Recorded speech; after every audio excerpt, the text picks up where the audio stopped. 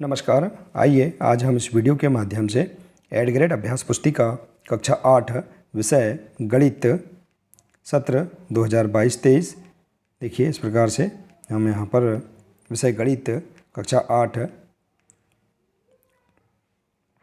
Add grade अभ्यास पुस्तिका, इसके अंतर्गत हम देखेंगे अध्याय 6 जिसमें दिया है वर्ग और वर्गमूल।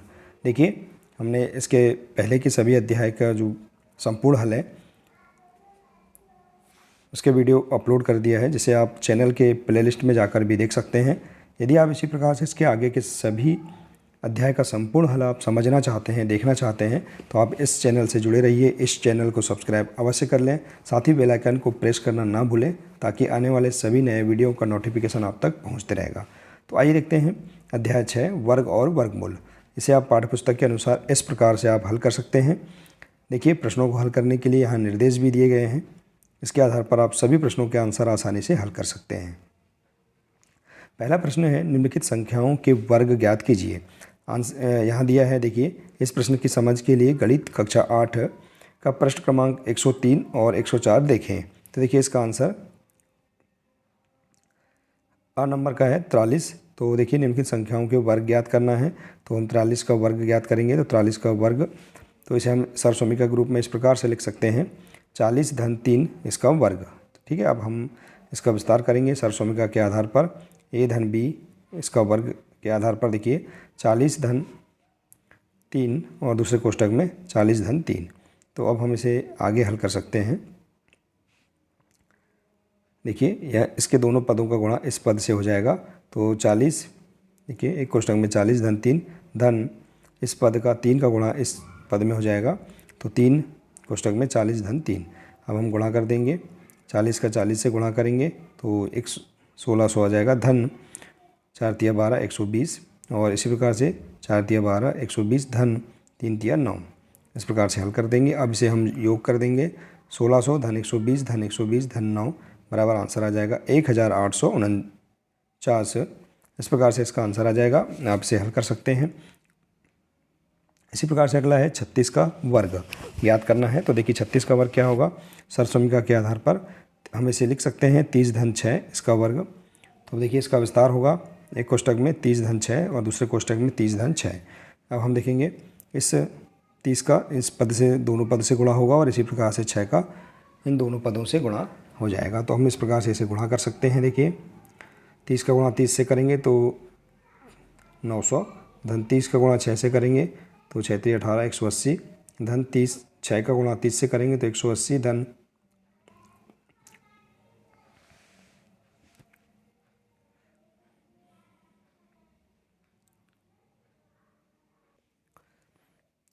तो देखिए इस प्रकार से आप इसे योग कर सकते हैं। तो आंसर आ जाएगा आपके पास 1296। अगला प्रश्न है, प्रश्न दूसरा है, देखिए पाइथागोरस त्रिक लिखिए जिसका एक सदस्य 5 है। तो इसका आंसर आप देख सकते हैं गणित की पाठ्यपुस्तक के पृष्ठ क्रमांक 104 एवं 105 से। देखिए पाइथागोरस त्रिक का सूत्र है,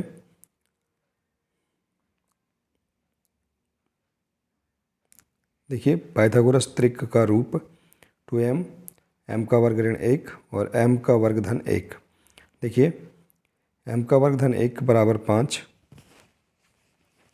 हम जिसका एक सदस्य 5 मान लेंगे। तो इसमें आ जाएगा, देखिए m का वर्ग 5 में, देखिए हम इसका पक्षांतर करेंगे तो 5 में से 1 घटाएंगे तो यहाँ बचेगा 4। तो m का वर्ग बराबर 2 का, देखिए 4 का वर्ग क्या होगा, 2 का वर्ग। तो m बराबर क्या आ जाएगा 2, इसलिए 2m बराबर क्या आएगा, m का मान रख देंगे हम, तो 2 गुणा 2 बराबर 4। तो m का वर्ग ऋण 1 बराबर, देखिए m का मान 2 का वर्ग ऋण 1 बराबर 2 दूनी 4 ऋण 1 बराबर 3। अतः पाइथागोरस त्रिक 3 4 5 है। तो इस प्रकार से आप इसे हल कर सकते हैं। अगला प्रश्न है, अभाज्य गुणनखंड विधि से निम्नलिखित संख्याओं का वर्गमूल ज्ञात कीजिए। देखिए वर्गमूल ज्ञात कर सकते हैं। इसका हल के लिए आप पृष्ठ क्रमांक 107, 108 और 109 देख सकते हैं। तो आ नंबर है 169, इसका आप वर्गमूल ज्ञात करेंगे। तो देखिए 169 में 13 तिया 169। तो देखिए 13 169 के अभाज्य गुणनखंड है 13 गुणा 13 बराबर देखिए 169 और यहाँ देखिए 13 का वर्ग। ठीक है, इस प्रकार से हम वर्गमूल ज्ञात कर सकते हैं। तो 169 का वर्गमूल है 13। इसी प्रकार से 12 नंबर है 1764। इसका अभाज्य गुणनखंड विधि से आप वर्गमूल इस प्रकार से ज्ञात कर सकते हैं। देखिए 1764 का आप वर्गमूल ज्ञात कर लेंगे। इसके अभाज्य गुणनखंड आप इस प्रकार से निकाल लेंगे। देखिए और इसके बाद यहाँ देखिए अभाज्य गुणनखंड लिखने के बाद हम इसका गुणा कर देंगे। तो 2 गुणा 2 गुणा 3 गुणा 3 गुणा 7 गुणा 7। देखिए यहाँ पर सभी के जोड़े बन रहे हैं। तो 2 फिर यहाँ 3 का वर्ग हो जाएगा और जब 7 का वर्ग है तो यहाँ जाएगा 2 गुणा 3 गुणा 7। तो बराबर क्या हो जाएगा, देखिए 2 तिया 6 6 7 42। तो आंसर आ जाएगा 42। अगला है चौथा प्रश्न है घटाने की समक्रिया की विधि से 81 का वर्गमूल ज्ञात कीजिए। तो देखिए 81 में हम इसे समझने के लिए पृष्ठ क्रमांक 107 देख सकते हैं। 81 में से विषम संख्याएं घटाने पर देखिए 81 से हम 1 घटाएंगे तो 80 बचेगा। 81 से 3 घटाने पर 77 बचेगा। तो इस प्रकार से आप देखेंगे विषम संख्या घटाने पर ये संख्या हमें प्राप्त होती है। देखिए तो घटाने की समक्रिया की विधि से 81 का वर्गमूल ज्ञात कीजिए। तो देखिए हमारे पास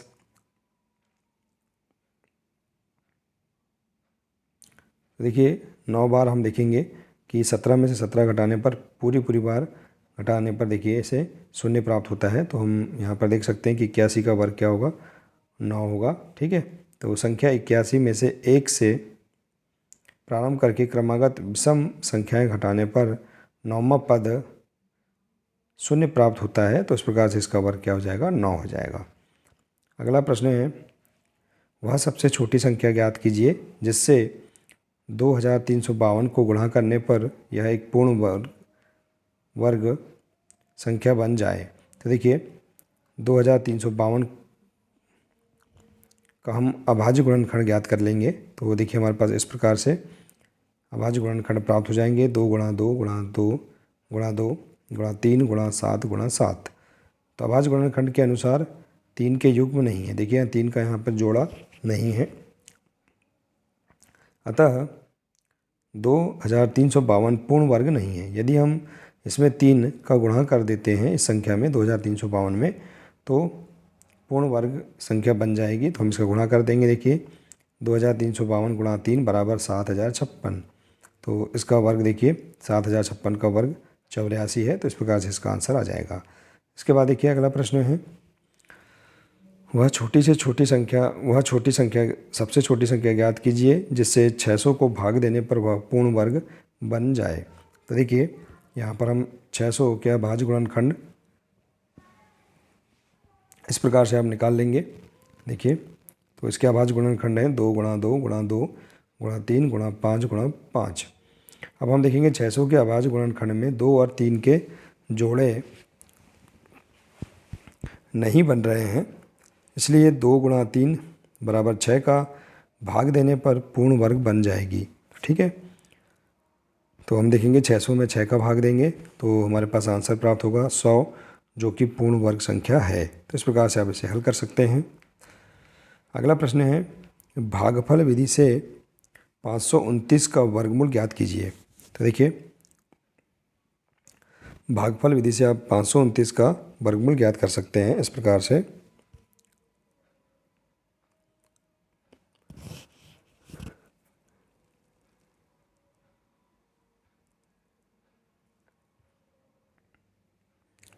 तो देखिए इस प्रकार से आप यहाँ पर भागफल विधि से 529 का वर्गमूल ज्ञात कर सकते हैं। देखिए 529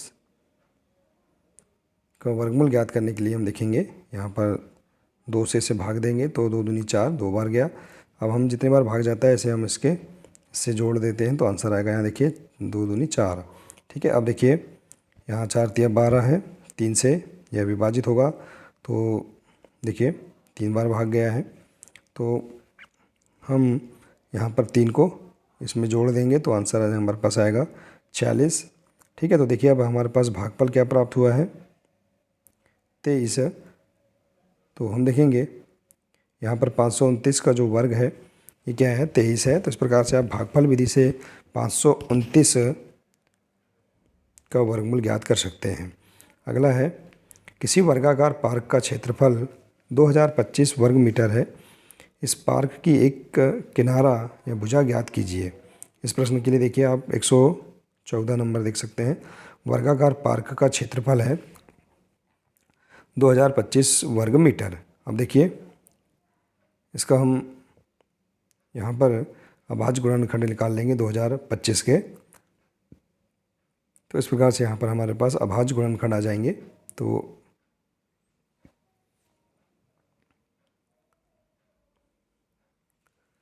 वर्गाकार पार्क का क्षेत्रफल बराबर देखिए 1 का वर्ग बराबर 2025, इसका वर्ग हम ज्ञात कर लेंगे। तो देखिए इस प्रकार से अभाज्य गुणनखंड निकालने पर इसके मान हम इस प्रकार से लिख देंगे।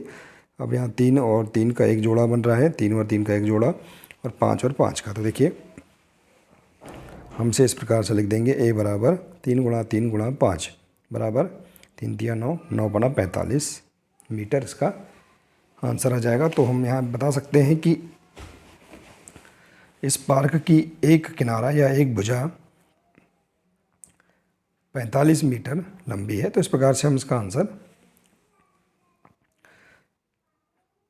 बता सकते हैं। इसके बाद देखिए अगला प्रश्न है, 9वां प्रश्न है, एक माली 625 पौधे ऐसे लगाना चाहता है जिससे कि प्रत्येक पंक्ति में उतने ही पौधे आए जितने की पंक्तियों की संख्या हो। पंक्तियों की संख्या और प्रत्येक पंक्ति में पौधों की संख्या ज्ञात कीजिए। तो देखिए जबकि 625 का वर्गमूल लेने पर हम देखेंगे वर्गमूल हमारे पास इस प्रकार से आ जाएगा। तो यहाँ पर आएगा 625 का वर्गमूल 25। तो यह दर्शाता है कि 25 का वर्ग बराबर 625। प्रत्येक पंक्ति में उतने ही पौधे आएंगे जितनी पंक्तियाँ हैं, अतः पंक्तियों एवं पौधों की संख्या 25 होगी। तो इस प्रकार से आप इसका आंसर बता सकते हैं। इसके बाद देखिए अगला प्रश्न है, वह सबसे छोटी वर्ग संख्या ज्ञात कीजिए जो 4, 9 और 10 प्रत्येक से विभाजित हो जाए। देखिए इसका आंसर आप समझ सकते हैं पृष्ठ क्रमांक 109 से। तो वह सबसे छोटी वर्ग संख्या है 4।